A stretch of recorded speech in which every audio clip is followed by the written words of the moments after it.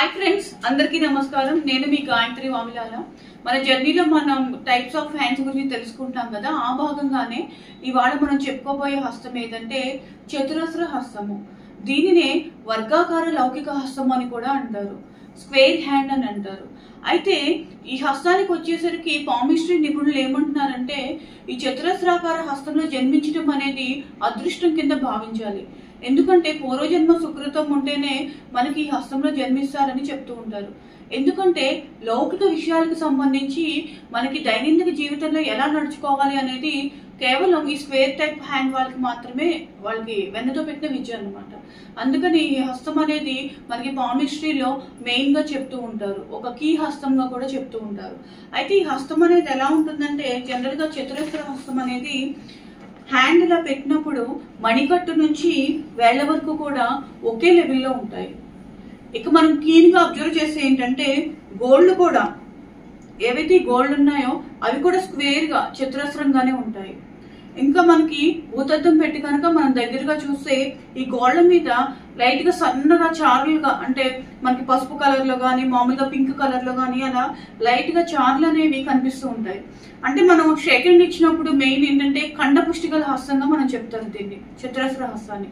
ఎందుకంటే ఒక మజిల్ అనేది ఇక్కడ వాళ్ళకి లేయర్ గా ఉంటూ ఉంటుంది, ఇక్కడ ఇలా స్ట్రాంగ్ గా ఫిట్నెస్ గా ఉంటుంది. సో దీన్ని స్క్వేర్ హ్యాండ్ అని అంటారు. ఇక ఈ వ్యక్తుల స్వభావాలు ఎలా ఉంటాయి అనేది చూద్దాం. జనరల్ గా స్క్వేర్ హ్యాండ్ వాళ్ళు ఫస్ట్ చెప్పుకునేది ఏంటంటే శుచి శుభ్రతగా ఉంటారు, వాళ్ళకంటూ సెల్ఫ్ డిసిప్లిన్ అనేది ఉంటుంది జనరల్ గా. అయితే వాళ్ళు ఫ్రెండ్ సర్కిల్ కూడా ఎక్కువ ఉంటుంది. ఒక మాట అనేది ఇచ్చారంటే లాస్ట్ గా దాని వరకు బైండ్ అయ్యి ఏ విధంగా నడుచుకోవాలనేది వీళ్ళకి మాత్రమే తెలుస్తుంది. ఇంకా తర్వాత ఏంటంటే ఎప్పుడు ఎక్కడ ఎలా ఎమోషన్స్ ని ప్రదర్శించాలనేది వీళ్ళకి మాత్రమే తెలుస్తుంది. అంటే చాలా మంది చూడండి కోపాన్ని ప్రదర్శించుకోవడం చోట అలా ప్రదర్శించడం, అభిమానాన్ని కూడా ఎలా ప్రదర్శించాలో తెలియదు.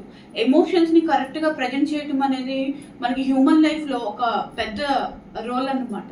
అది చాలా మందికి తెలియదు, బట్ వీళ్ళకి మాత్రం బాగా తెలుస్తుంది. ఇంకా తర్వాత ఏదో ఒక స్పోర్ట్స్ లో వీళ్ళు నైపుణ్యాన్ని కలిగి ఉంటారు, ప్రకృతి ప్రేమికులుగా ఉంటూ ఉంటారు. అంటే జనరల్ గా ఏదైనా టైం దొరికినా ఏదో ఒకటి సంగీతం కానీ సాహిత్యం కానీ బుక్ రీడింగ్ కానీ అలా ప్రకృతితో కనెక్ట్ అయ్యి ఉంటూ ఉంటారు. తర్వాత దయా దాక్షిణ్యాలు ఉంటాయి, దైవం పట్ల ఎక్కువగా పాజిటివ్ గా రెస్పాండ్ అవుతూ ఉంటారు. ఏవైతే ఆచారాలు ఉన్నాయో సనాతన ధర్మం ఉందో వాటన్నిటిని కూడా వీళ్ళు పాటిస్తూ ఉంటారు. అందుకనే చతురస్ర హస్తం వాళ్ళు ఏంటంటే కీ రోల్, అంటే మనకి 1 to 10 అని తీసుకుంటే 1 to 3లో ఈ చతురస్ర హస్తం అనేది ఉంటుంది. ఎందుకంటే జనరల్ గా చాలా మందికి లౌకిక వ్యవహారాల పట్ల ఎలా వ్యవహరించాలనేది జనరల్ గా తెలియదు అనమాట. ఓన్లీ ఫ్యూ పీపుల్ మాత్రమే ఈ కేటగిరీలోకి వస్తూ ఉంటారు.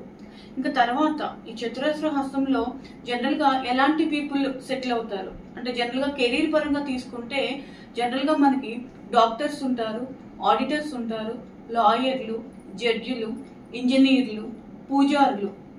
జనరల్ గా ఎందుకంటే ఎక్కువ ఆచారాలు అంటే ఒక క్రమబద్ధమైన నియమావళి అవన్నీ కూడా పూజారులకి ఎవరైతే ఉంటారో వాళ్ళు కూడా ఈ కేటగిరీ కిందకి వస్తూ ఉంటారు.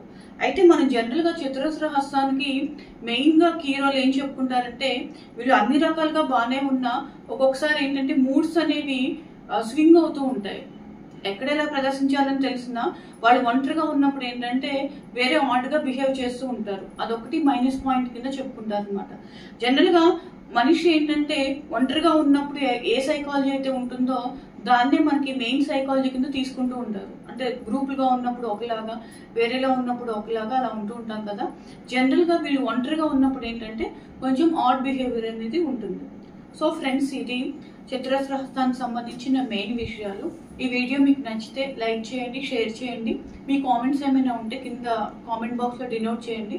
తర్వాత క్లాస్ లో తర్వాత హస్తం గురించి మనం తెలుసుకుందాం. నమస్తే.